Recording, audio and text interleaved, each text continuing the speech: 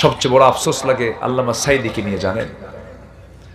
আজকে একটা পরিবেশ পেয়েছি আমরা, যদি ওনাকে দেখতে পারতাম, কিছু শুনতে পারতাম, বুকটা বড় প্রশান্ত হয়ে যেত।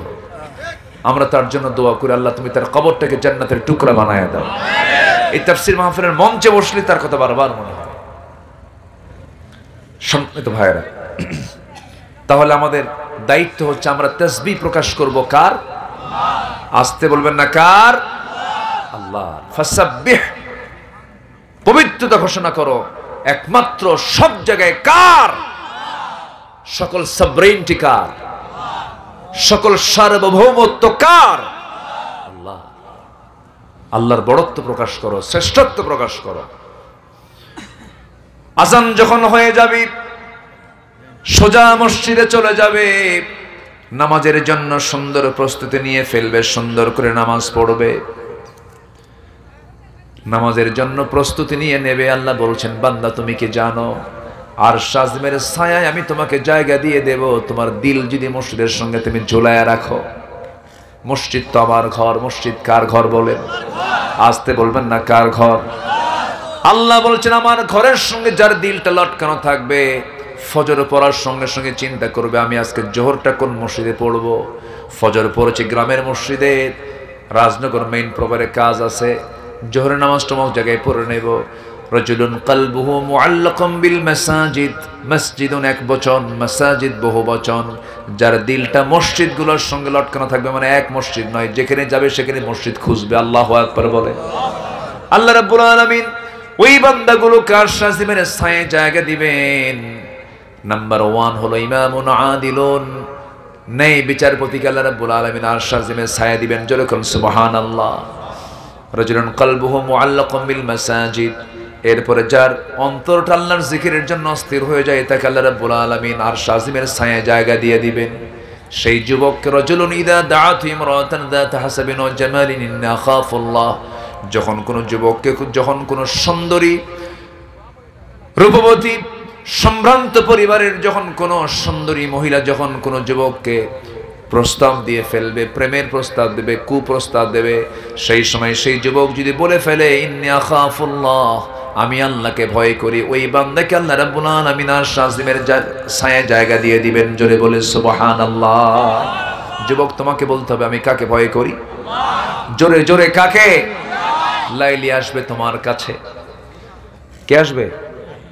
লাইলি ছুটে আসবে তোমার কাছে, মর্জিনা আসবে, সুইটি আসবে, শম্পা আসবে, চম্পা আসবে, তোমার সামনে বহু মহিলা চলে আসবে। তুমি সঙ্গে সঙ্গে বলে ফেলবি ইন্নী আখাফুল্লাহ, আমি আল্লাহকে ভয় করি। তুমি আল্লাহর কথা মনে করে ফেলবে, আল্লাহকে স্মরণ করে ফেলবে। যুবকরা, এত দূর পর্যন্ত যখন এসেছো, রক্ত দিয়েছো, জীবন দিয়েছো রাজপথে, শুধু তোমার ক্যারেক্টার যদি সুন্দর হয়ে যায়, তুমি যদি আদর্শিকভাবে যদি ভালো মানুষ হতে পারো, আল্লাহর কসম করে বলছে আল্লাহ তোমার হাতে নেতৃত্ব দিয়ে দেবে। ঠিক কিনা? নেতৃত্বের বড় দিক হচ্ছে তোমাকে আদর্শ নিয়ে চলতে হবে। গার্লস স্কুলের সামনে এতিমের মতো বসে থাকা যাবে না। আছে না এরকম কিছু এতিম? আছে না? আছে না? নাই? কোন স্কুলের সামনে যায়? হ্যাঁ, ও নিজে হচ্ছে বয়, ও যায় কোথায়? গার্লসের সামনে যায়, ইতিমের মতো বসে যায়, মানে বাপও নাই মাও নাই। যখন বের হয় পিছে পিছেও যায়। মেয়ে কোনো কথা বলে না, পিছন থেকে ডাক দেয়, শোনো একটাবার ফিরে তাকাও। হাই রে বাপুরে, একজন কয়েছে, একটাবার ফিরে তাকাও। 3টা রাত ঘুমাই না, চোখটা গর্তের মধ্যে চলে গেছে। একটাবার বলো আই লাভ ইউ। কিচ্ছু না, এগুলো ভুয়া। এগুলো সব কি? ভুয়া, সব লস প্রজেক্ট। তুমি ওকে নিয়ে ঘুরবা, চুরি ফিতা যা কিনে দিবে সব লস প্রজেক্ট। পরে খালি বলবা হাই রে কি করছি। বিয়ার আগে যারা এগুলো করবা, বিয়ার আগে যারা প্রেম করবে, বিয়ার আগে সব প্রেম শেষ। বিয়ার পরে আর প্রেম থাকে না, তখন কিলাকিলি। তখন কি হয়? কিলাকিলি, মোহাব্বত থাকে না। আমার দাদি দাদাকে কত ভালোবেসেছেন, তাই না? দাদির যুগে এগুলো ছিল না তো? ছিল এগুলো? দাদি দাদার যুগে এগুলো ছিল না। দাদি বুড়ি হয়ে যায়, দাদা ছাড়ে না। দাদা বাটন ফোন টিপে টিপে দাদিরে তালাশ করে, দাদি গেছে মেয়েকে দেখার জন্য মেয়ের বাড়ি, ফোন দিয়ে কয় তাড়াতাড়ি আয়। এই মোহাব্বত কে দিয়েছেন? কে দিয়েছেন? ওটা কি দেহের টান না হৃদয়ের টান? হৃদয়ের টান। বিয়ে হচ্ছে হৃদয়ের টান। যেখানে শুধু মোহাব্বত থাকে না, সেখানে রহমত থাকে। কি থাকে? মাওয়াদ্দাতাও রাহমা, ভালোবাসাও থাকে, রহমত থাকে। আর এগুলো আকাম কুকামে কিছু মোহাব্বত থাকে, কিন্তু ওর মধ্যে অনেক স্বার্থ থাকে। উল্টা পাল্টা হলে জবাও করে। কি ঠিক কিনা? খান এই জন্য এগুলো করা যাবে না। ওয়ালা মুত্তাখিদি আখদান ওয়ালা মুত্তাখিদাতি আখদান, কোনো গোপন গোপন কোনো কিছু করা যাবে না। বিয়ে করে নিবা, বিয়ের প্রয়োজন হলে বিয়ে করবা, আব্বা আম্মাকে বুক উঁচু করে বলবা নামাজ পড়ি, মুখে দাঁড়িয়ে আছে, চরিত্র ঠিক রাখা দরকার, বিয়েটা করায় দাও। সচেতন বাপ হলে বিয়ের সিদ্ধান্ত নিয়ে ফেলবে, ঠিক কিনা? আর কিছু অচেতন বাপ আছে, কিসের বিয়ে রে তোর? নিজের পায়ে আগে দাঁড়া, ওকে অন্যের পায়ে দাঁড়ায় আছে। এরকম বেকুব বাপ কিছু আছে না নাই? আচ্ছা, বিয়ে করায় দিবেন। রিজিকের দায়িত্ব কার? আসতে বলবেন, রিজিকের দায়িত্ব কার? আল্লাহই দেন। হ্যাঁ, কাম সারছে।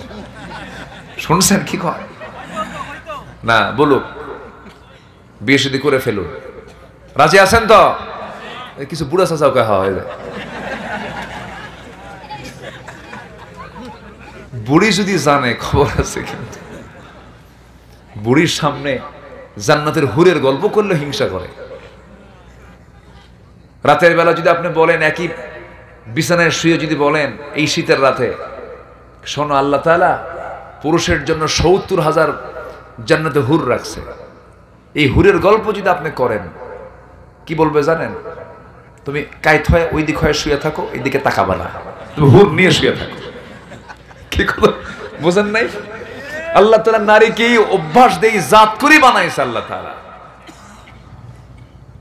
আমার নবী যে আম্মাজান খাদিজার জন্য দোয়া করেন, আম্মাজান আয়েশা বলেন, ইয়া রাসূলুল্লাহ, বুড়ির জন্য এখনো দোয়া করা লাগে? এটা মেয়েদের স্বভাব। এটা কে দিয়েছেন?